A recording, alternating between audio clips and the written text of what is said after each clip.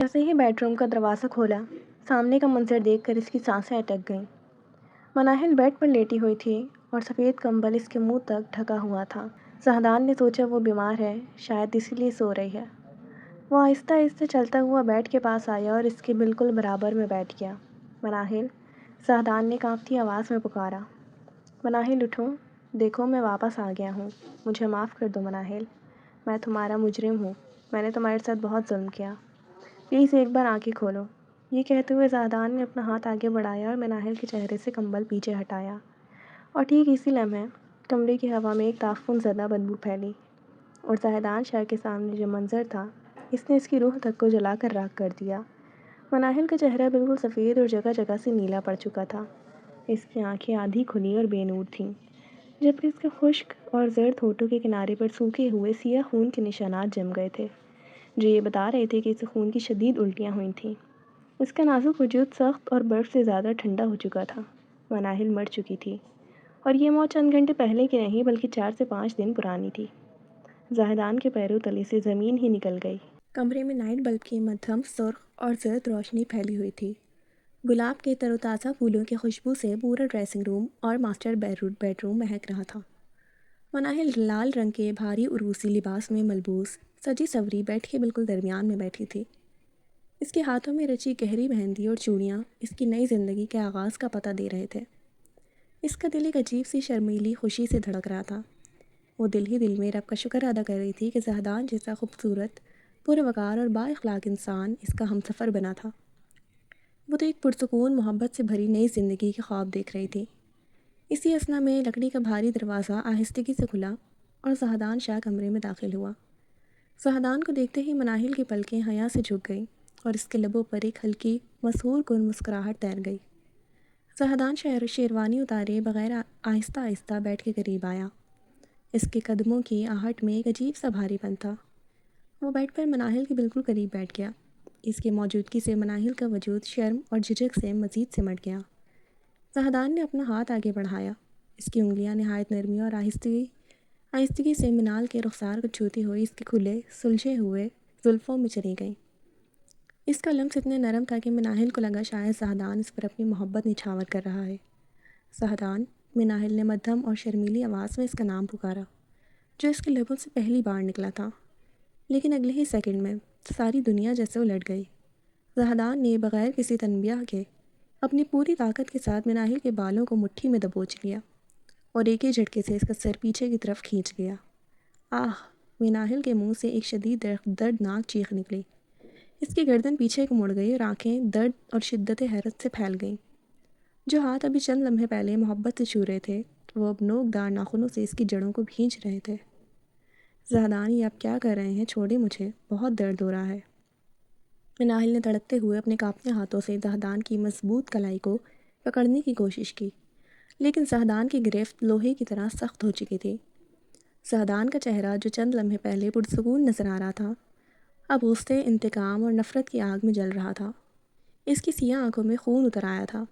क्या लगा था तुम्हें मनाहिल? ज़हदान ने इसके चेहरे के बिल्कुल करीब झुककर अपने जहर में भरे हुए लहजे में पूछा। क्या लगा था कि ज़हदान शाह तुम्हारी इस मासूम सूरत पर फ़िदा होकर तुम्हें अपने सर का ताज बनाएगा? तुम जैसी ज़लील और मक्कार लड़की से मैं मोहब्बत करूँगा? मनाहिल का जिस्म खौफ और शौक़ से लरसने लगा। इसके समझ में नहीं आ रहा था कि चंद मिनट पहले इसका मेहरबान शौहर अचानक कैसे जल्लाद बन गया। आप ये क्या बोल रहे हैं? मैंने क्या किया है? खुदा के लिए मेरे बाल छोड़ें। मनाहिल की आंखों से आंसुओं की कतारें बहने लगीं, जो इसके भारी मेकअप को धोने लगीं। तुमने क्या किया है? ज़हदान ने खौफनाक सर्द कहकहा लगाया और इसके बालों को मज़ीद ज़ोर से जकड़ा। तुम वाकई इतनी भोली हो या भोलेपन का ड्रामा कर रही हो?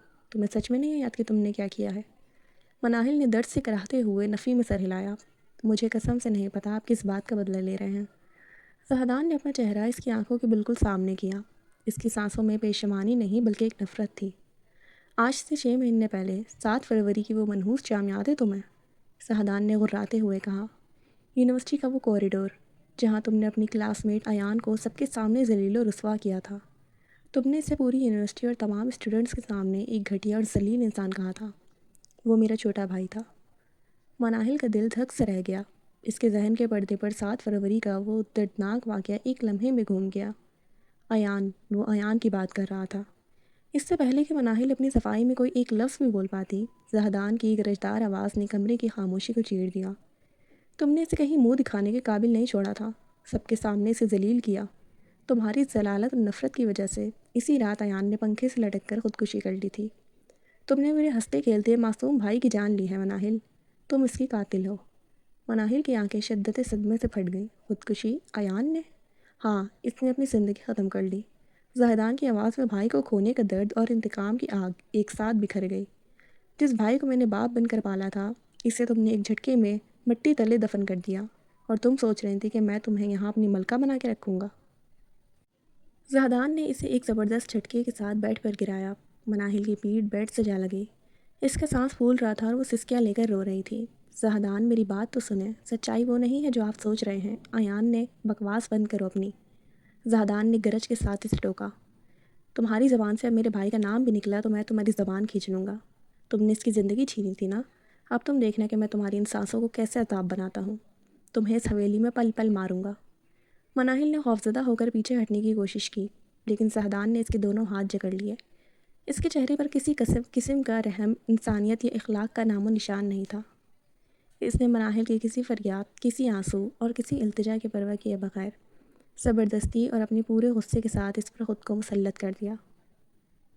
مناہل تڑپتی رہی، روتی رہی، اپنی بے گناہی کی قسمیں دیتی رہی، لیکن زاہدان کی اندھی نفرت کے آگے اس کی نازک سسکیاں اور التجائیں ضائع ہو گئیں۔ وہ لال عروسی جوڑا جو اس کی خوشیوں کا سنبل تھا، اس کی زندگی کی سب سے بڑی اذیت اور تذلیل کا شاہد بن گیا۔ رات کے اندھیرے میں گلاب کی پتیاں بستر پر بکھری ہوئی تھیں، لیکن ان پر اب مناہل کے پاکیزہ آنسو اور اس کی روح کی ٹوٹ پھوٹ کا نقش ثبت ہو چکا تھا۔ یہ کہانی کا وہ سیاہ باب تھا جس نے 3 زندگیوں کا رخ موڑ کے رکھ دیا تھا۔ شام کے تقریباً 4 بج رہے تھے۔ یونیورسٹی کا وسیع و عریض کیمپس آہستہ آہستہ ویران ہو رہا تھا۔ مارننگ شفٹ کے زیادہ تر طلبہ اپنے گھروں کو روانہ ہو چکے تھے، اور ہر طرف ایک عجیب سی خاموشی چھائی ہوئی تھی۔ مناہل معمول کی طرح لائبریری کے ایک الگ تھلگ پرسکون کونے میں بیٹھی تھی۔ سامنے کھلی ہوئی بھاری باؤنڈیڈ بکس، ہائی لائٹرز اور اس کا رجسٹر بکھرا ہوا تھا۔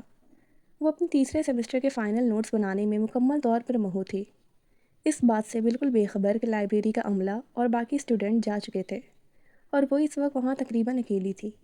اچانک اس کی میز کے قریب ہلکی سی آہٹ ہوئی۔ مناہل نے سوچا شاید لائبریرین ہے، لیکن جیسے ہی اس نے نظریں اٹھائیں اس کے سامنے ایان شاہ کھڑا تھا۔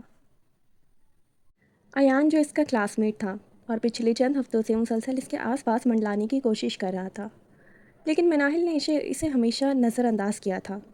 ایان، تم اس وقت یہاں کیا کر رہے ہو؟ مناہل نے اپنے نوٹ سمیٹتے ہوئے قدرے ناگواری سے پوچھا۔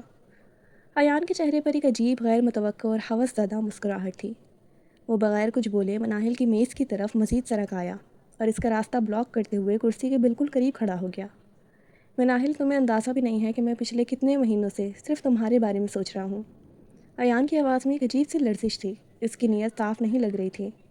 ایان، پیچھے ہٹو، مجھے جانے دو۔ مناہل کا دل خوف سے دھک دھک کرنے لگا۔ اس نے اپنا بیگ اٹھا کر وہاں سے نکلنا چاہا، لیکن ایان نے فوراً اگلا قدم بڑھا کر مناہل کا بازو زبردستی دبوچ لیا اور اسے پیچھے لائبریری کے ایک ویران الماری کی طرف دھکیل دیا۔ پلیز مناہل، ایک بار میری بات سن لو، میں تم سے بہت محبت کرتا ہوں۔ ایان نے ہراس کرتے ہوئے مناہل کے قریب ہونے کی کوشش کی۔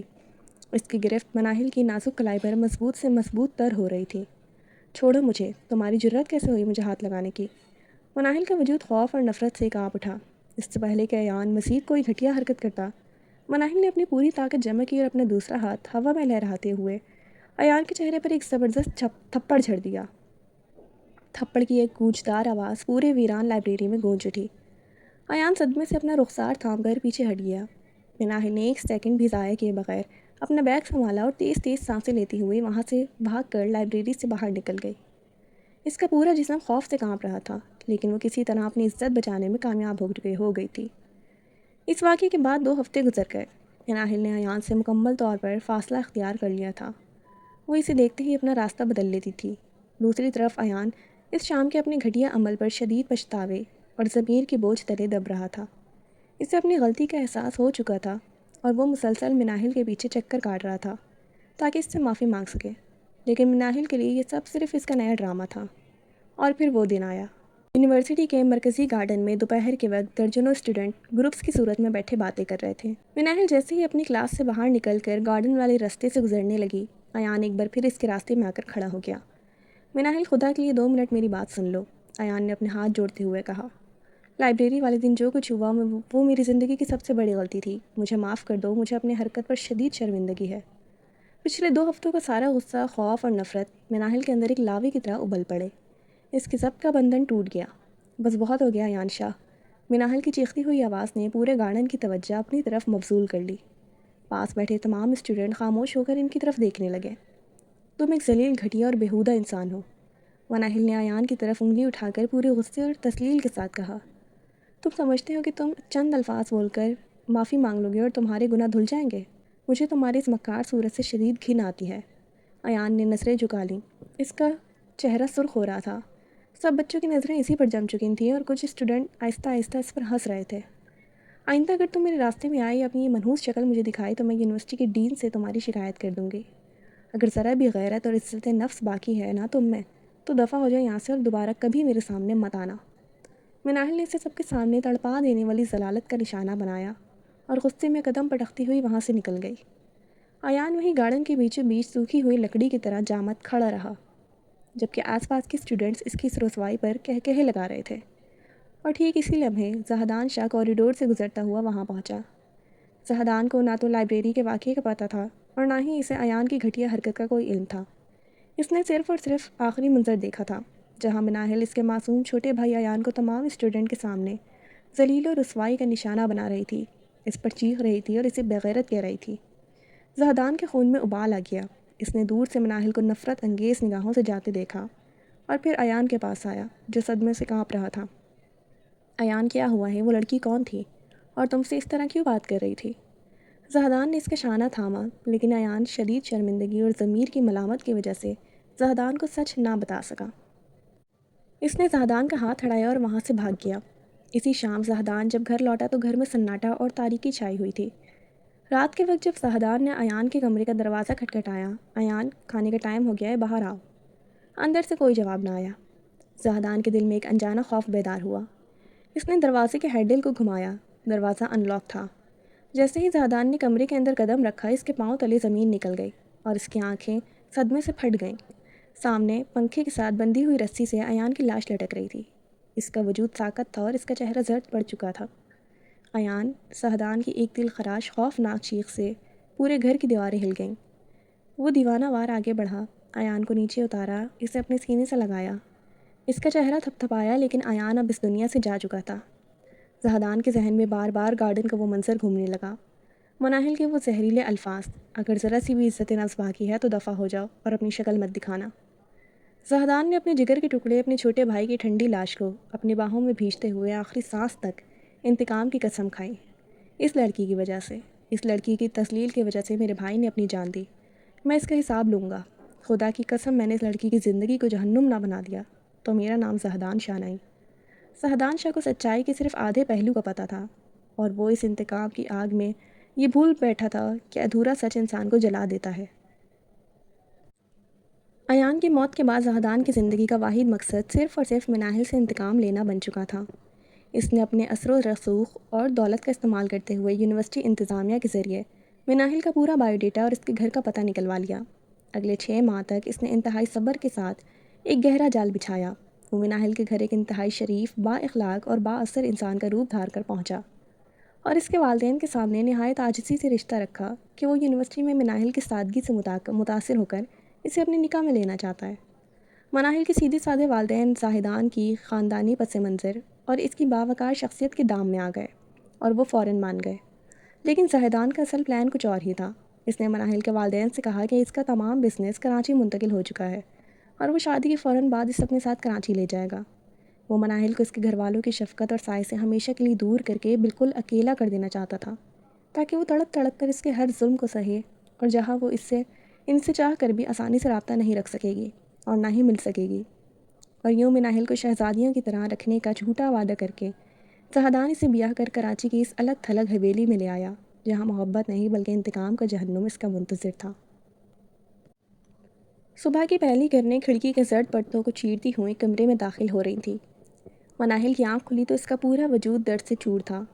سر میں شدید درد، جسم میں ٹیسے اور روح پر لگے زخم اتنے گہرے تھے کہ اس سے سانس لینا بھی دوپہر ہو رہا تھا۔ وہ بستر کے کونے میں سمٹی ہوئی اپنے حالت زار پر بے بس پڑی تھی۔ اس نے بھیگی آنکھوں سے اپنے برابر میں دیکھا۔ زاہدان شاہ بے خبر پرسکون نیند سو رہا تھا۔ اس کے چہرے پر کسی پچھتاوے یا کسی ندامت کا دور دور تک کوئی نشان نہیں تھا۔ وہی چہرہ جو کل رات ایک بھیانک درندے اور ظالم جلاد کا روپ دھار چکا تھا، اس وقت اتنا خاموش تھا جیسے اس نے کسی کو روح کو رون کر اس کی دنیا برباد ہی نہ کی ہو۔ مناہل کا دل خون کے آنسو رو اٹھا۔ وہ حیرت اور صدمے سے اس شخص کا چہرہ تکتی رہی جو چند گھنٹے پہلے تک اس کا شوہر، اس کا مجازی خدا اور اس کی عزت کا محافظ بننے کا وعدہ کر کے لایا تھا۔ خدایا، یہ میرے ساتھ کیا ہو گیا؟ مناہل نے اپنے کانپتے ہاتھوں سے اپنا چہرہ ڈھانپ لیا۔ اس کی سسکیاں گلے میں ہی گھٹ کر رہ گئیں۔ اسے اپنے بوڑھے ماں باپ کا چہرہ یاد آیا جو لاہور میں یہ سوچ کر خوش ہو رہے ہوں گے کہ ان کی بیٹی اپنے شوہر کے ساتھ کراچی کی ایک عظیم الشان محل میں شہزادیوں کی طرح زندگی گزار رہی ہے۔ اس کا پورا عروسی جوڑا بستر پر متبادل سمتوں میں بکھرا ہوا تھا۔ مہندی سے رچے ہاتھ کانپ رہے تھے اور اس کی روح اس پہلی صبح کی روشنی میں اپنی ہی قسمت کا جنازہ اٹھائے ماتم کر رہی تھی۔ دوپہر کے تقریباً 2 بج رہے تھے۔ کراچی کی شدید ہبس اور گرمی میں حویلی کا کچن تپ رہا تھا، لیکن اس تپش سے کہیں زیادہ تپش مناہل کے وجود میں تھی۔ صبح اٹھتے ہی زاہدان شاہ نے اپنا حکم صادر کر دیا تھا۔ حویلی کا ہر ایک کام، صفائی سے لے کر برتن دھونے اور کھانا پکانے تک، اب صرف مناہل ہی کرے گی۔ اس نے حویلی کے تمام ملازمین کو نکال دیا تھا تاکہ وہ جسمانی اور ذہنی طور پر مناہل کو مکمل توڑ سکے۔ مناہل کچن میں کھڑی چولہے کے پاس سالن بنا رہی تھی۔ اسے تھوڑا بہت کھانا بنانا آتا تھا۔ وہ اپنی امی کے ساتھ کھانا بنواتی تھی، لیکن اس طرح اکیلے اس نے کبھی نہیں بنایا تھا۔ وہ بھی کھانا بنانا سیکھ رہی تھی، لیکن زاہدان کے خوف سے وہ بغیر کچھ کہے تپتے چولہے کے سامنے کھڑی کام میں لگی ہوئی تھی۔ تھکن اور بوجھل پن کی وجہ سے اس کے ہاتھ کانپ رہے تھے۔ اچانک جیسے ہی اس نے سالن کا بھاری گرم پتیلا اٹھانے کی کوشش کی تو اس کا توازن بگڑ گیا اور کھولتا ہوا گرم سالن سیدھا اس کے دائیں ہاتھ پر جا گرا۔ مناہل کے منہ سے ایک دردناک چیخ نکلی۔ پتیلا بھی ہاتھ سے چھوٹ کر نیچے جا گرا اور گرم سالن نے اس کے پورے ہاتھ کی جلد کو بری طرح جلا دیا۔ اس کے ہاتھ پر فوراً سرخ چھالے ابھرنے لگے اور جلن کی شدت اتنی زیادہ تھی کہ وہ درد سے تڑپ کر زمین پر بیٹھ گئی۔ یا اللہ، امی، بابا! وہ اپنے جلتے ہوئے ہاتھ کو دوسرے ہاتھ سے تھامے درد سے بلبلا رہی تھی اور اس کی آنکھوں سے آنسوؤں کا سیلاب بہنے لگا تھا۔ چیخ کی آواز سن کر زاہدان کچن کے دروازے پر نمودار ہوا۔ اس نے 3 پیس سوٹ پہن رکھا تھا اور وہ باہر جانے کے لیے بالکل تیار تھا۔ زاہدان نے نیچے فرش پر تڑپتی ہوئی مناہل کو دیکھا اور پھر اس کے سرخ اور جھلسے ہوئے ہاتھ پر نظر ڈالی، لیکن اس کے چہرے پر رحم کا ایک چھوٹا سا تاثر بھی نہیں ابھرا۔ اس کی آنکھوں میں وہی سرد اور ظالمانہ بے حسی تھی۔ وہ آہستہ آہستہ چلتے ہوئے اس کے قریب آیا اور اپنے جوتے کی نوک سے سالن کے برتن کو تھوڑا پرے دھکیلا۔ زاہدان، میرا ہاتھ جل گیا ہے، خدا کے لیے کچھ دیں، بہت جلن ہو رہی ہے۔ مناہل نے تڑپتے ہوئے امید بھری نظروں سے اپنے شوہر کی طرف دیکھا۔ زاہدان نے نیچے جھک کر اس کے لال پڑتے ہوئے ہاتھ کو دیکھا اور پھر ایک انتہائی نفرت انگیز مسکراہٹ کے ساتھ بولا، زیادہ ڈرامہ کرنے کی ضرورت نہیں ہے، ذرا سا ہاتھ کیا جلا تم نے تو پورے گھر کو ہی سر پر اٹھا لیا۔ مناہل کا دل صدمے سے بیٹھ گیا۔ ڈرامہ؟ زاہدان، میرا ہاتھ جھلس گیا ہے اور تمہیں لگتا ہے کہ مجھے اس سے کوئی فرق پڑتا ہے؟ جاؤ جا کر ٹھنڈا پانی ڈال لو اور سالن دوبارہ بناؤ۔ مجھے شام کو ڈائننگ ٹیبل پر کھانا تیار ملنا چاہیے۔ زاہدان نے بغیر کسی طرز کے مناہل کے درد کا مذاق اڑایا، اپنا والیٹ سنبھالا اور بنا پیچھے مڑے کچن سے باہر نکل گیا۔ کچھ ہی دیر میں اس کی تیز رفتار گاڑی کے اسٹارٹ ہونے اور گیٹ سے باہر نکلنے کی آواز آئی۔ مناہل کچن کے ٹھنڈے گندے فرش پر بیٹھی اپنے جھلسے ہوئے ہاتھ کو سینے سے لگائے روتی رہی۔ خدایا، میں کہاں آ گئی، کاش میں مر جاتی، کاش میں اس دن لائبریری ہی نہ جاتی۔ اس کی سسکیاں خالی اور خاموش حویلی میں گونج رہی تھیں۔ جلتا ہوا ہاتھ درد دے رہا تھا، لیکن زاہدان شاہ کی بے حسی اور تانوں نے اس کے دل پر جو زخم دیا تھا وہ اس کے ہاتھ جلنے سے کہیں زیادہ گہرا اور تکلیف دہ تھا۔ وہ وہیں زمین پر بیٹھی اپنی قسمت کے اس دردناک موڑ پر زاروں قطار روتی رہی۔ رات کے 12 بج چکے تھے۔ دن بھر حویلی کی صفائی، برتنوں کے ڈھیر اور جلے ہوئے ہاتھ کے شدید درد کے ساتھ سالن دوبارہ بنانے کے بعد مناہل کا پورا جسم ٹوٹ رہا تھا۔ اس کی ٹانگوں میں اتنی طاقت نہیں تھی کہ وہ سیدھی کھڑی ہو سکے۔ بخار کی ہلکی سی تپش اس کے وجود میں سرایت کر چکی تھی اور وہ ہمت ہار کر بیٹھ کے ایک کونے میں نڈھال پڑی تھی۔ کمرے کا دروازہ کھلا اور زاہدان شاہ اندر داخل ہوا۔ اس کے چہرے پر دن بھر کا تناؤ اور وہی بوجھل غصہ تھا، لیکن مناہل کو اس حال میں دیکھ کر بھی اس کا دل نہ پگھلا۔ اس کے نزدیک یہ سب صرف اس کے بھائی کے قاتل کی سزا کا ایک حصہ تھا۔ وہ بغیر کچھ بولے زبردستی اور بے حسی کے ساتھ منال کی طرف بڑھا۔ زاہدان، خدا کے لیے آج نہیں۔ مناہل نے اپنی جلی ہوئی جلد اور کپکپاتی آواز کے ساتھ ہاتھ جوڑ دیے۔ اس کی آنکھوں سے التجائی آنسو بہنے لگے۔ میں بہت تھک گئی ہوں، میرا پورا جسم ٹوٹ رہا ہے، میرا ہاتھ بہت درد کر رہا ہے، پلیز چھوڑ دیں۔ مناہل نے اپنی زندگی میں کبھی کسی کے آگے اتنی منتیں نہیں کی تھیں جتنی وہ اس وقت زاہدان شاہ کے سامنے کر رہی تھی، لیکن زاہدان نے اس کی التجا، اس کے آنسوؤں اور اس کی شدید تھکن کو مکمل طور پر نظر انداز کر دیا تھا۔ اس نے مناہل کے دونوں ہاتھ بے دردی سے بیٹ کے ساتھ جکڑ دیے اور ایک بار پھر اپنے غصے اور انتقام کی آگ میں اس کے نازک وجود کو روندنا شروع کر دیا۔ مناہل کی سسکیاں اور دبی دبی چیخیں کمرے کے اندھیرے میں گھٹ کر رہ گئیں، لیکن اس اندھی نفرت اور زبردستی کے درمیان دوسری طرف زاہدان شاہ کے اندر کچھ بدل رہا تھا۔ اگرچہ وہ یہ بات اپنے آپ سے بھی ماننا نہیں چاہتا تھا، لیکن مناہل کی قربت میں اسے ایک عجیب سا انجانا سا سکون مل رہا تھا۔ دن بھر کے ذہنی دباؤ اور بھائی کو کھونے کے جس غم میں وہ جل رہا تھا، مناہل کی سانسوں کی گرمائش اور اس کا لمس زاہدان کے اضطراب کو لمحوں کے لیے سن کر دیتا تھا۔ زاہدان نے اپنی پوری زندگی میں کبھی کسی عورت کو اپنے اتنا قریب نہیں آنے دیا تھا۔ یہ پہلی بار تھا کہ کوئی لڑکی اس کے اتنے نزدیک تھی، اس کی باہوں میں تھی۔ یہ کیا ہے؟ زاہدان نے اپنے بوجھل ذہن میں سوچا۔ یہ صرف ایک وقتی مدہوشی ہے، ہاں یہ صرف جسمانی حاجت اور میرے غصے کی تسکین ہے۔ میں اس لڑکی سے کیسے سکون پا سکتا ہوں جو میرے بھائی کی قاتل ہے؟ وہ اپنے دل میں اس پیدا ہوتے ہوئے احساس سے خائف ہو کر اور زیادہ بے حس بننے کی کوشش کرنے لگا۔ اس نے اپنے اندر کے اس ابھرتے ہوئے سکون کو نفرت کی سخت طے کے نیچے دبانا چاہا، لیکن حقیقت یہی تھی کہ مناہل کی بے بس قربت اسے آہستہ آہستہ ایک ایسے حصار میں قید کر رہی تھی جس سے وہ خود بھی بے خبر تھا۔ وقت کسی کا انتظار نہیں کرتا۔ دن جیسے پڑ لگا کر اڑنے لگے اور دیکھتے ہی دیکھتے ایک پورا مہینہ بیت گیا۔ حویلی کے اونچے در و دیوار میں مناہل کی زندگی کا معمول ایک ایسی چکی کی مانند بن چکا تھا جو مسلسل اسے پیس رہی تھی۔ صبح کے پاؤں پھوٹنے سے لے کر دیر رات تک وہ ایک غلام کی طرح حویلی کا ہر کام کرتی، جھاڑو پوچھا، برتنوں کا ڈھیر اور پھر کچن کی تپش میں کھڑے ہو کر زاہدان شاہ کی پسند کا کھانا تیار کرنا، یہ سب اس کی روٹین کا حصہ تھا۔ وہ زاہدان کی تلخ باتیں، اس کے زہر آلود طعنے خاموشی سے سہتی اور رات کے اندھیرے میں بستر سے زاہدان کے غصے، انتقام اور شدید ٹارچر کو اپنی سسکیوں میں دفن کر دیتی۔ اس سارے عرصے میں لاہور میں بیٹھے اپنے بوڑھے ماں باپ سے اس کی کبھی کبھار فون پر بات ہو جاتی تھی۔ وہ لوگ کبھی کراچی ملنے تو نہ آ سکے، لیکن جب بھی فون آتا مناہل اپنے بہتے آنسوؤں اور کانپتی آواز کو چھپا کر مسکرانے کا ناٹک کرتی۔ وہ انہیں کبھی اپنی اس جہنم جیسی زندگی کی سچائی نہ بتا سکے۔ اس کی وجہ صرف ماں باپ کی پریشانی نہیں بلکہ زاہدان کا وہ بھیانک الٹیمیٹم تھا جو اس نے شادی کی شروعات میں ہی دے دیا تھا۔ اگر تم نے اپنے گھر والوں کو میرے رویے یا اس حویلی کے حالات کی ذرا سی بھی بھنک لگنے دی تو یاد رکھنا مناہل، جو جہنم میں نے تمہارے لیے ابھی بنائی ہے اس سے 100 گنا زیادہ بھیانک سزا میں تمہیں دوں گا۔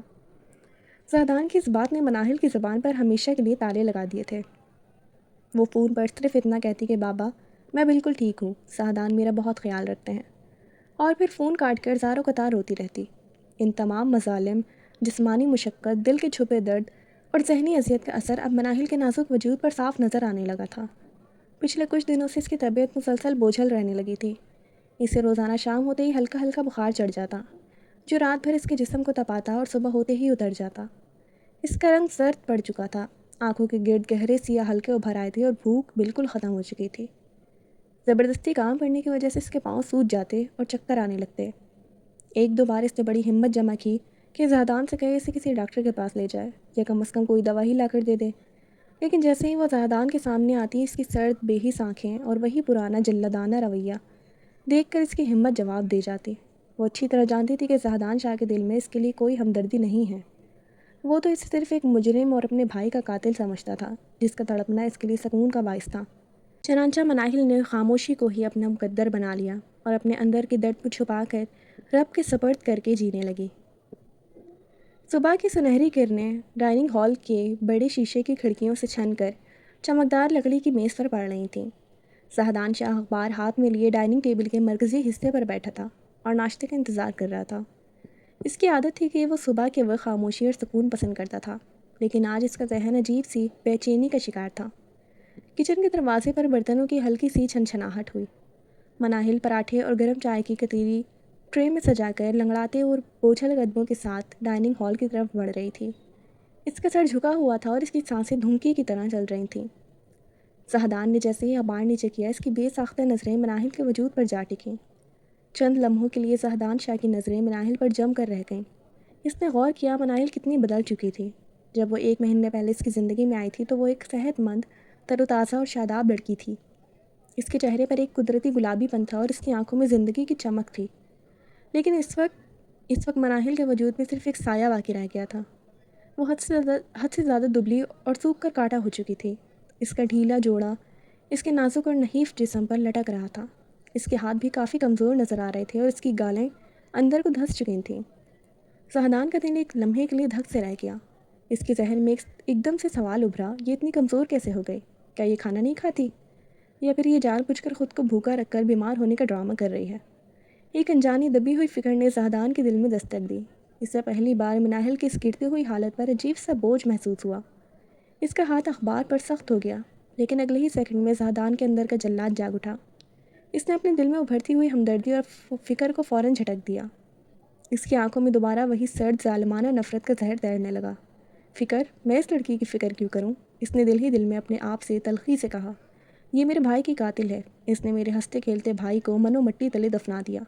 اگر یہ مر بھی رہی ہے تو بھاڑ میں جائے، یہ اسی لائق ہے کہ تڑپ تڑپ کر اپنی جان دے۔ زاہدان نے اپنے چہرے پر دوبارہ بے حسی کا خول چڑھا لیا اور اخبار کو اتنے زور سے ٹیبل پر پٹکا کہ مناہل کا وجود خوف سے کانپ اٹھا۔ مناہل نے خاموشی سے کپ کپاتے ہاتھوں سے چائے کا کپ اس کے سامنے رکھا اور بنا نظریں اٹھائے واپس کچن کی طرف قدم بڑھا دیا، اس بات سے بالکل بے خبر کہ زاہدان شاہ کی زہر آلود نظریں اس کے وجود کا تعقب کر رہی تھیں۔ رات کا دوسرا پہر تھا۔ تاریک کمرے میں نائٹ بلب کی مدھم نیلی روشنی پھیلی ہوئی تھی جو ماحول کو مزید بوجھل اور پراسرار بنا رہی تھی۔ زاہدان شاہ کمرے میں داخل ہوا۔ اس کا معمول وہی تھا۔ دن بھر کی نفرت، تناؤ اور اپنے بھائی کی یاد کا سارا غبار اتارنے کے لیے وہ بلا جھجک مناہل کی طرف بڑھا۔ اس نے حسب روایت مناہل کے نازک وجود کو اپنے سخت اور ظالمانہ شکنجے میں کس لیا، لیکن آج کی رات اور پچھلی کچھ راتوں سے ایک ایسی تبدیلی آئی تھی جس نے زاہدان شاہ کے اندر ایک عجیب سا تلاطم برپا کر رکھا تھا۔ مناہل جو ہمیشہ اس کے چھونے پر تڑپ اٹھتی تھی، جو ہاتھ جوڑ کر منتیں کرتی تھی، زاہدان خدا کے لیے چھوڑ دیں، مجھ پر رحم کریں، وہ مناہل اب بالکل خاموش ہو چکی تھی۔ اس کی زبان سے ایک لفظ نہیں نکلتا تھا اور نہ ہی آنکھ سے آنسو کا کوئی قطرہ ڈھلتا تھا۔ وہ اب نہ روتی تھی، نہ مزاحمت کرتی تھی اور نہ ہی اسے دور دھکیلنے کی کوشش کرتی تھی۔ وہ بس ایک بے جان بے حس مجسمے کی طرح بیڈ پر لیٹی رہتی تھی۔ اس کی ویران، خالی اور بے نور آنکھیں مسلسل کمرے کی اونچی چھت کو تکتی رہتیں، جیسے اس کی روح اس کے جسم کو چھوڑ کر کہیں دور جا چکی ہو اور زاہدان کے پاس صرف ایک بے جان گوشت کا ڈھانچہ باقی رہ گیا ہو۔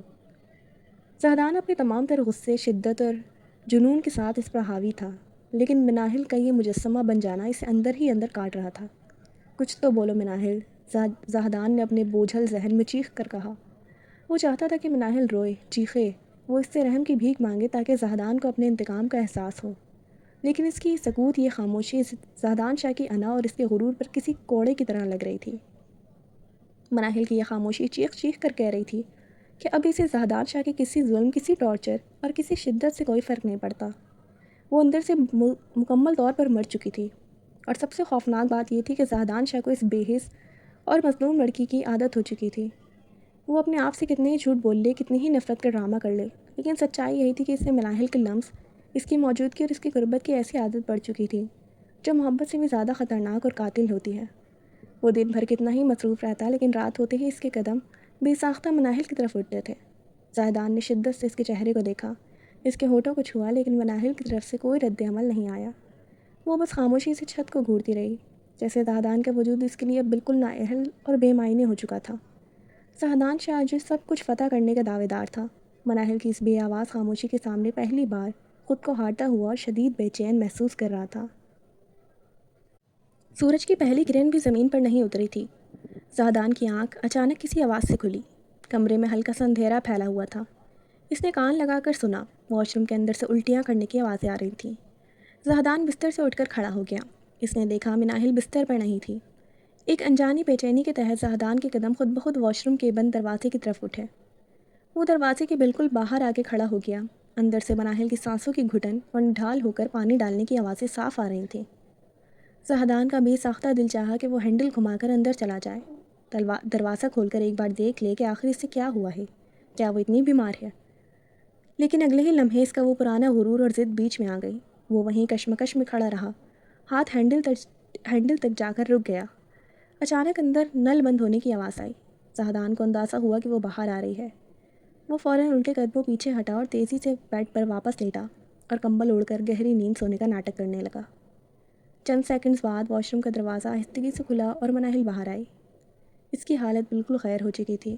اس کا چہرہ زرد پتے کی طرح پیلا پڑ چکا تھا، ہونٹ خشک تھے۔ وہ بمشکل اپنے وجود کا بوجھ سنبھالتے ہوئے دیوار کا سہارا لے کر قدم بڑھا رہی تھی۔ اس میں اتنی ہمت بھی نہیں تھی کہ وہ سیدھی کھڑی ہو سکے۔ وہ آہستہ آہستہ انتہائی نڈھال قدموں سے بیڈ کی طرف آئی اور زہدان سے تھوڑے فاصلے پر بستر کے کونے میں ڈھیر ہو گئی۔ بستر پر لیٹتے ہی اس کے منہ سے مدھم دردناک سسکیاں نکلنے لگیں۔ یا اللہ! وہ اپنے پیٹ اور سر کو دبا کر سسک رہی تھی، جیسے اس کے پورے وجود میں بے پناہ تکلیف کی لہریں اٹھ رہی ہوں۔ وہ زہدان کو جگانا نہیں چاہتی تھی، اس لیے اپنے منہ پر ہاتھ رکھ کر اپنی چیخوں اور سسکیوں کو دبانے کی ناکام کوشش کر رہی تھی۔ کمبل کے اندر آنکھیں بند کیے لیٹا زہدان شاہ مناہل کی ایک ایک سسکی، اس کی ایک ایک درد بھری سانس کو صاف سن رہا تھا۔ اس کا دل اندر سے کٹ رہا تھا۔ ایک عجیب سی تڑپ اس کے اپنے دل میں ابھری، لیکن اس نے اپنے ہاتھوں کی مٹھیاں بھینچ لیں اور خود کو ساکت رکھا، ایک سنگدل شاعر بننے کا ڈرامہ کرتے ہوئے جو اپنی بیوی کی دردناک سسکیوں پر سوئے رہنے کی اداکاری کر رہا تھا۔ صبح کے 10 بج رہے تھے۔ زہدان شاہ ناشتے کی میز سے اٹھ چکا تھا اور جانے کے لیے بالکل تیار تھا۔ اس کے سفری بیگس اور تمام ضروری سامان ملازم پہلے ہی باہر گاڑی میں رکھوا چکا تھا۔ آج اسے لاہور کے لیے نکلنا تھا، جہاں اس کا پرانا گھر اور بزنس تھا۔ زہدان جب کبھی لاہور کا چکر لگاتا تھا تو وہ اپنے اسی پرانے گھر میں قیام کرتا تھا، جہاں 6 مہینے پہلے وہ اور ایان ایک ساتھ ہنستے کھیلتے رہتے تھے۔ وہ پرانا گھر اب ویران ضرور تھا، لیکن ایان کی یادیں وہیں بستی تھیں، اور یہی وجہ تھی کہ زہدان جب بھی 1-2 دن کے لیے لاہور جاتا، اسی گھر کی تنہائی میں اپنے ایک بھائی کا غم تازہ کرتا تھا۔ اس بار بھی اس کا لاہور میں قیام تقریباً 15 سے 20 دن کا تھا، کیونکہ وہاں بزنس کے کافی کام نپٹانے تھے۔ زاہدان لاؤنج سے ہوتا ہوا جیسے ہی مرکزی دروازے کی طرف بڑھا، اس کی بے ساختہ نظر کچن کے کھلے ہوئے دروازے پر جا ٹکی۔ مناہل کچن کے اندر کھڑی برتن سمیٹ رہی تھی۔ اس کا وجود اس وقت شدتی بیماری کی وجہ سے بے حد لاچار، زرد اور بے جان نظر آ رہا تھا۔ تیز بخار اور صبح کی الٹیوں کے بعد اس میں اتنی طاقت بھی نہیں تھی کہ وہ اپنا وزن صحیح سے سنبھال سکے۔ وہ دیوار کا سہارا لیے کانپتے ہاتھوں سے کام کر رہی تھی۔ زہدان کے قدم وہیں جم گئے۔ اس کے دل میں اچانک ایک عجیب، خوفناک اور تلخ سا احساس بیدار ہوا۔ اس کے دل نے جیسے اندر سے پکارا، نہیں زہدان، رک جاؤ، مت جاؤ اسے اس حال میں چھوڑ کر۔ اگر تم چلے گئے تو شاید بہت کچھ غلط ہو جائے گا، شاید تم اسے آخری بار اس طرح سے دیکھ رہے ہو۔ اس ایک لمحے کے لیے زہدان کا دل بری طرح گھبرا گیا۔ اسے لگا جیسے اگر وہ آج مناہل کو اس حالت میں اکیلے چھوڑ کر گیا تو کوئی بہت بڑا طوفان آ جائے گا، لیکن اگلے ہی سیکنڈ میں زہدان شاہ نے ہمیشہ کی طرح اپنے دل کی اس چیخ کو جھٹلا دیا۔ اس نے اپنے ذہن پر نفرت اور انتقام کی وہی پرانی برف جما لی۔ یہ سب میرا وہم ہے۔ اس نے خود کو زبردستی قائل کیا، یہ لڑکی ڈرامے کر رہی ہے تاکہ میں اس پر رحم کھاؤں۔ یہ میرے بھائی کی قاتل ہے، مجھے اس کی ظاہری لاچاری سے کوئی فرق نہیں پڑنا چاہیے۔ اس نے اپنے دل کو برے وسوسوں کو دبانا چاہا، اپنا چہرہ سخت کیا اور مناہل کی طرف سے نظریں ہٹا کر تیزی سے باہر کی طرف بڑھ گیا۔ باہر نکل کر اس نے گاڑی کا دروازہ زور سے بند کیا۔ گاڑی پورچ سے نکل کر 15 سے 20 دن کے لاہور کی شاہراہ پر گامزن ہو گئی۔ وہ مناہل کو اس ویران حویلی میں مکمل طور پر اکیلا اور بے یار و مددگار چھوڑ کر لاہور روانہ ہو گیا۔ لاہور میں زہدان شاہ کو آئے ہوئے پورا ایک ہفتہ گزر چکا تھا۔ اس کا ہر دن لاہور والے آفس میں لمبی بزنس میٹنگز، نئے پروجیکٹ کے معاہدوں اور فائلوں کے انبار میں نپٹانے میں گزر رہا تھا۔ پرانے گھر کا پرانا ملازم جو سالوں سے اس گھر کی دیکھ بھال کر رہا تھا، زہدان کا پورا خیال رکھتا تھا، اس کے وقت پر کھانے سے لے کر چائے کا کپ تک کا، لیکن زہدان کا ذہن اندر ہی اندر بے چین رہتا تھا۔ آج ایک ہفتے بعد اسے شام کے وقت تھوڑا سکون ملا تو اس کے قدم بے ساختہ ایان کے کمرے کی طرف اٹھے۔ کمرے میں ماضی کی دھندلی یادوں اور ایک عجیب سی خاموشی پھیلی ہوئی تھی۔ زاہدان ایان کے بیڈ پر جا کر بیٹھ گیا اور گہری سوچ میں گم ہو گیا۔ اسی اثناء میں وہ پرانا ملازم ہاتھ میں ایک کارٹن لیے کمرے میں داخل ہوا۔ زاہدان صاحب، ملازم نے مؤدبانہ انداز میں کہا، کچھ دن پہلے ایان بابا کے اس کمرے کی مکمل صفائی کروائی تھی تو ان کے الماری کے نچلے حصے سے یہ کارٹن نکلا تھا۔ اس میں ان کا کافی ضروری اور ذاتی سامان تھا، سوچا آپ کو دے دوں۔ زاہدان نے ملازم کے ہاتھ سے وہ کارٹن لے لیا۔ ملازم خاموشی سے کمرے سے باہر نکل گیا۔ زاہدان نے کارٹن کو کھول کر دیکھا۔ اندر ایان کی دنیا بکھری پڑی تھی۔ ایان کو اسپورٹس اور ایڈونچر کا جنون کی حد تک شوق تھا۔ کارٹن میں اس کے اسکول اور کالج دور کے فٹ بال میڈل، ٹرافیاں، ٹریکنگ کی فوٹوز اور چھوٹے موٹے یادگاری تحائف پڑے تھے۔ زاہدان کی آنکھوں میں نمی تیرنے لگی۔ وہ ایک ایک چیز کو اپنے ہاتھوں سے چھو کر اپنے چھوٹے بھائی کو یاد کر رہا تھا۔ چیزیں ہٹاتے ہٹاتے کارٹن کے سب سے نچلے کونے میں اسے ایک سیاہ چھوٹی سی پرسنل ڈائری ملی۔ زاہدان کو یاد آیا کہ ایان کو روزانہ رات کو ڈائری لکھنے کی عادت تھی۔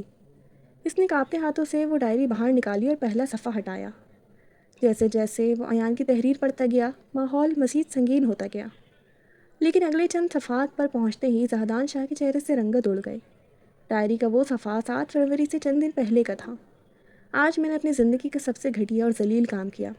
میں نے اپنے جذبات کے اندھے پن میں آ کر اپنی کلاس فیلو مناہل کے ساتھ لائبریری میں زبردستی کرنے کی کوشش کی۔ میں نے اس کا ہاتھ پکڑا، اس کو ہراساں کیا۔ مناہل نے مجھے ایک تھپڑ رسید کیا اور بھاگ گئی۔ اس نے بالکل صحیح کیا، میں اسی قابل تھا۔ مجھے اپنے اس گھٹیا عمل پر شدید پچھتاوا ہو رہا ہے۔ میرا ضمیر مجھے کاٹ رہا ہے۔ میں اس سے معافی مانگوں گا، چاہے کچھ بھی ہو جائے۔ اس کے الفاظ زاہدان کی آنکھوں کے سامنے ناچنے لگے۔ اس کے ہاتھوں میں ڈائری لرزنے لگی اور اس کے پیروں تلے زمین سرکنے لگی۔ اس نے جلدی جلدی آگے صفحہ پلٹا۔ آج بھی میں نے مناہل سے بات کرنے کی کوشش کی، لیکن وہ مجھ سے اتنی گھن کھاتی ہے کہ اس نے میری ایک نہ سنی۔ وہ صحیح کہہ رہی ہے، میں نے اس کی عزت پر ہاتھ ڈالنے کی کوشش کی تھی۔ وہ مجھے کیسے معاف کر سکتی ہے؟ زاہدان کا دل اتنی زور سے دھڑک رہا تھا جیسے سینے کی پسلیاں توڑ دے گا۔ اس کے سر میں شدید درد کی لہریں اٹھنے لگیں۔ اس نے کانپتی انگلیوں سے آخری صفحہ پلٹا، وہ صفحہ جو ایان نے اپنی خودکشی والی رات لکھا تھا۔ آج یونیورسٹی کے گارڈن میں نے آخری بار مناہل کے سامنے ہاتھ جوڑ کر معافی مانگنے کی کوشش کی، لیکن اس نے مجھے سب کے سامنے ذلیل کر دیا۔ اس کا غصہ اور اس کی نفرت بالکل بجا تھی۔ میں نے ایک پاک دامن لڑکی کی عزت پر حملہ کیا تھا، اور اب پوری یونیورسٹی میں رسوا ہونے کے بعد مجھ میں اپنے اس گناہ کا بوجھ اٹھانے کی ہمت باقی نہیں رہی۔ میرا ضمیر مجھے ایک پل جینے نہیں دے رہا۔ میں اپنے بھائی زاہدان کا سامنا بھی نہیں کر سکتا کہ ان کا ایان کتنا ذلیل انسان بن چکا ہے۔ اس لیے میں اپنی زندگی ختم کر رہا ہوں۔ مناہل بے قصور ہے، قصوروار صرف اور صرف میں ہوں۔ زاہدان کے ہاتھ سے ڈائری چھوٹ کر نیچے فرش پر جا گری۔ اس کے پورے وجود پر سناٹا طاری ہو گیا۔ اس کے جسم کا ایک ایک قطرہ خون جما دینے والے خوف میں بدل گیا۔ نہیں، یہ نہیں ہو سکتا۔ زاہدان کے منہ سے ایک خوفناک بوجھل چیخ نکلی۔ سچائی ایک خنجر بن کر زاہدان شاہ کے دل کے آر پار ہو چکی تھی۔ وہ جسے 6 مہینے سے اپنے بھائی کی قاتل سمجھ رہا تھا، وہ لڑکی جسے اس نے محبت کا دلاسا دے کر اپنے جال میں پھنسایا، جسے اس کے ماں باپ سے دور کر دیا، جسے ایک غلام کی طرح نچوڑا، جسے روز رات اپنے ظلم کا نشانہ بنایا، جسے جلایا، تڑپایا اور جس کی روح تک کو روندا، وہ لڑکی، وہ مناہل بالکل بے گناہ تھی۔ مناہل نے صرف اپنی عزت اور پاک دامنی کا دفاع کیا تھا، وہی دفاع جو دنیا کی ہر غیرت مند اور باحیا لڑکی کرتی ہے۔ اصلی درندہ، اصلی مجرم تو اس کا اپنا بھائی ایان تھا۔ اور اس سچائی سے اندھا ہو کر زاہدان نے ایک معصوم، پاکیزہ اور بے قصور لڑکی کی دنیا جہنم بنا دی تھی۔ زاہدان نے اپنی دونوں ہاتھوں سے اپنا سر پکڑ لیا اور وہیں بیٹھ کے پاس نیچے فرش پر بیٹھ گیا۔ اس کا غرور، اس کا انتقام، اس کی اکڑ، سب کچھ چند لمحوں میں خاک میں مل چکا تھا۔ اس کے ذہن میں مناہل کی وہ ویران، بے بس آنکھیں گھومنے لگیں، اس کی وہ خاموشی، اس کا جلتا ہوا ہاتھ، اس کی بیماری اور وہ الٹیوں اور درد سے تڑپتی سسکیاں۔ خدایا، یہ میں نے کیا کر دیا؟ زاہدان کی آواز گلوگیر ہو گئی، اور نفرت کے اندھے زاہدان شاہ کی آنکھوں سے پچھتاوے کا پہلا آنسو ٹپک کر فرش پر گرا۔ ایان کی وہ آخری تحریر پڑھتے ہی زاہدان شاہ کا وجود لرز اٹھا تھا۔ حقیقت ایک بم بن کر اس کی کائنات پر گری تھی۔ وہ جلدی جلدی اپنا ضروری سامان بیگ میں ڈال کر رات کے 8 بجے ہی گاڑی لے کر لاہور سے کراچی کے لیے نکل پڑا۔ پورا سفر اس نے ایک جنون کی کیفیت 140 کی رفتار سے بھاگتی گاڑی میں طے کیا۔ اسٹیئرنگ پر ہاتھ جمائے بار بار رب سے صرف ایک ہی التجا کر رہا تھا، یا اللہ، بس ایک بار مجھے مناہل تک پہنچا دے۔ میں اس کے قدموں میں گر کر معافی مانگ لوں گا۔ میں اپنی باقی زندگی اس کا غلام بن کر کاٹ دوں گا، بس اسے محفوظ رکھنا۔ اگلی دوپہر کے تقریباً 2 سے 3 بج رہے تھے جب اس کی گاڑی حویلی کے پورچ میں آ کے رکی۔ زاہدان گاڑی کا دروازہ کھلا چھوڑ کر دیوانہ وار اندر بھاگا۔ اس نے حویلی کا بھاری دروازہ دھکیلا تو اندر ایک ایسی بھیانک، دم گھٹنے والی خاموشی نے اس کا استقبال کیا جس نے زاہدان کے دل میں خوف کی لہریں دوڑا دیں۔ اتنی بڑی حویلی میں صرف مناہل اکیلی تھی، اور فضا میں ایک عجیب سی وحشت پھیلی ہوئی تھی۔ مناہل، اس نے گھبرائی ہوئی آواز میں پکارا، لیکن جواب نہ آیا۔ وہ سب سے پہلے کچن کی طرف لپکا جہاں وہ معمول کے مطابق کام کر رہی ہوتی تھی، لیکن کچن بالکل خالی اور ٹھنڈا پڑا تھا۔ برتن سلیقے سے رکھے تھے جیسے دنوں سے کسی نے ہاتھ نہ لگایا ہو۔ اس نے لاؤنج دیکھا، وہاں بھی کوئی نہیں تھا۔ بالآخر اس کے کانپتے قدم بیڈ روم کی طرف اٹھے۔ اس نے جیسے ہی بیڈ روم کا دروازہ کھولا، سامنے کا منظر دیکھ کر اس کی سانسیں اٹک گئیں۔ مناہل بیڈ پر لیٹی ہوئی تھی اور سفید کمبل اس کے منہ تک ڈھکا ہوا تھا۔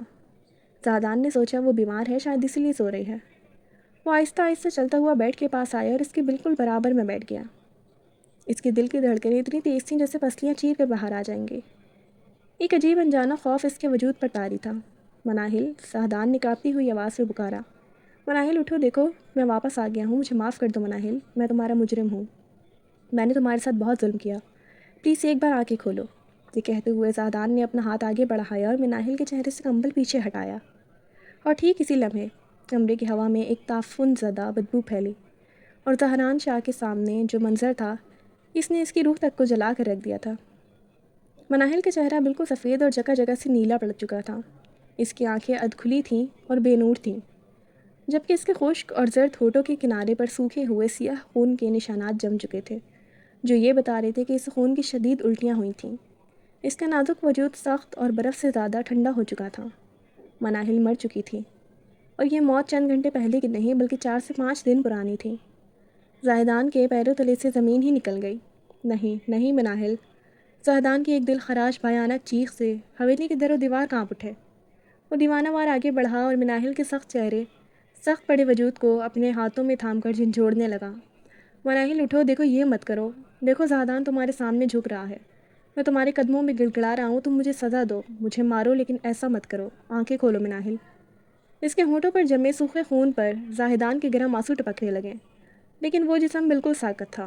زاہدان کا ذہن اس بھیانک حقیقت کو تسلیم کرنے سے مکمل طور پر انکار کر چکا تھا۔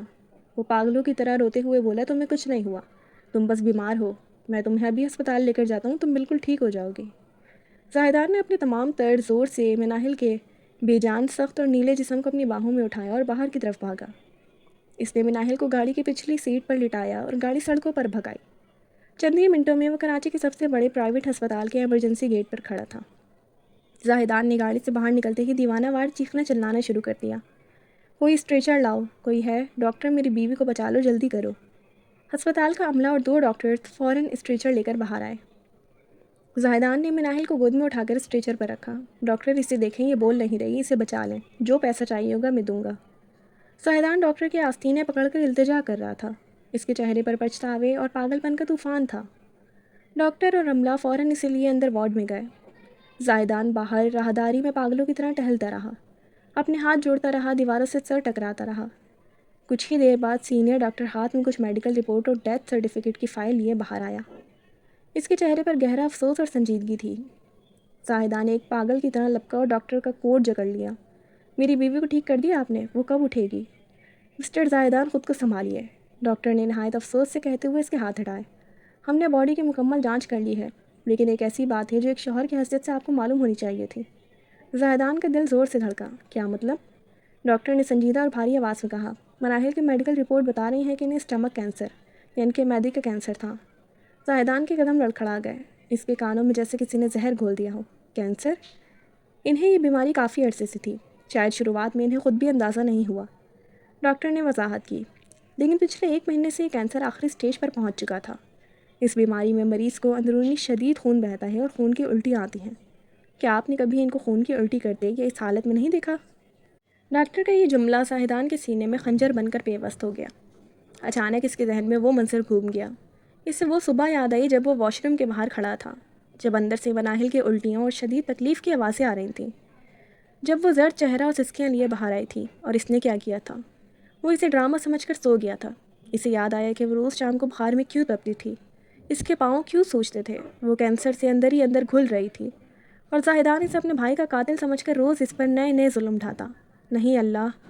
زاہدان ہسپتال کے سفید فرش پر دھڑام سے گھٹنوں کے بل گر پڑا۔ ڈاکٹر نے مزید کہا، شدید اندرونی خون بہنے اور وقت پر علاج نہ ملنے کی وجہ سے ان کی موت 4 سے 5 دن پہلے ہی ہو چکی تھی۔ 4 سے 5 دن پہلے، جب وہ لاہور میں سکون سے بیٹھا تھا۔ زاہدان نے اپنے دونوں ہاتھ سے اپنے بال نوچ ڈالے۔ اس کا دماغ پھٹنے کو تیار تھا۔ مجھ سے بڑا درندہ اس دنیا میں کوئی نہیں ہے۔ وہ ہسپتال کے کوریڈور میں پاگلوں کی طرح اپنا سر دیوار پر مارنے لگا۔ اس کی چیخیں ہسپتال کی چھت سے ٹکرا رہی تھیں۔ میں نے کیا کیا؟ ایک معصوم لڑکی جو کینسر کی موت مر رہی تھی، میں نے اس کے آخری دنوں کو جہنم بنا دیا۔ وہ مجھ سے التجا کرتی رہی اور میں اسے تڑپاتا رہا۔ جب وہ آخری سسکیاں لے رہی تھی، میں اس کے پاس نہیں تھا۔ اس کی میت 4 دن تک اس ویران حویلی میں لاوارث پڑی رہی۔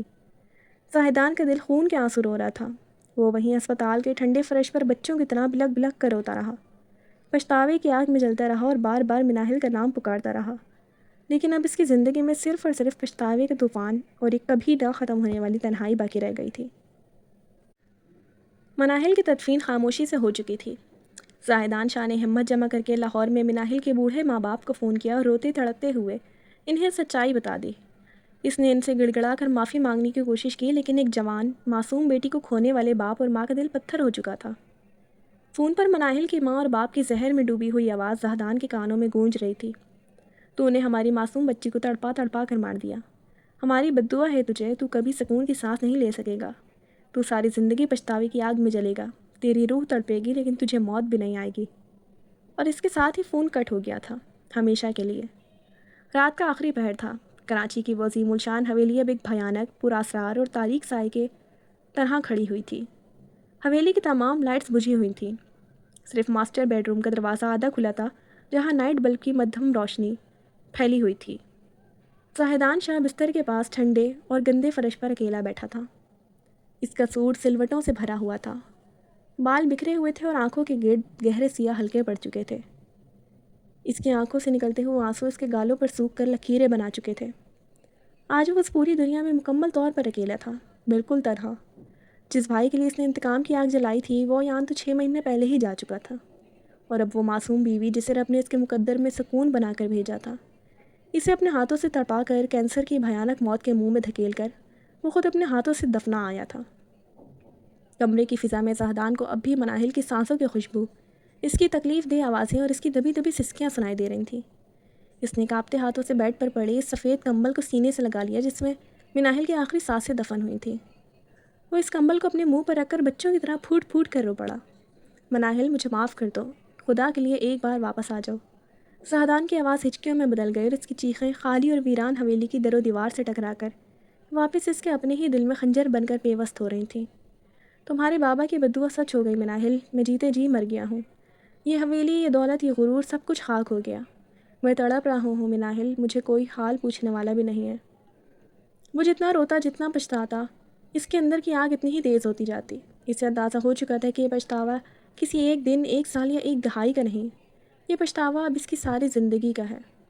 اس کے ساتھ اس کی حویلی میں تنہائی میں رہے گا۔ وہ رات کے اندھیرے میں اس ویران اور پراسرار حویلی کے سرد فرش پر بیٹھا اپنی کی ہوئی غلطیوں اور ظلم کے بوجھ تلے گھٹتا رہا۔ زاہدان شاہ، جو کبھی سب کچھ فتح کرنے کا گھمنڈ رکھتا تھا، آج اپنی ہی بنائی ہوئی جہنم میں زندہ لاش بن کر پچھتاوے کی ایسی ابدی آگ میں جل رہا تھا جس کا کوئی اختتام نہیں تھا۔ ختم شد۔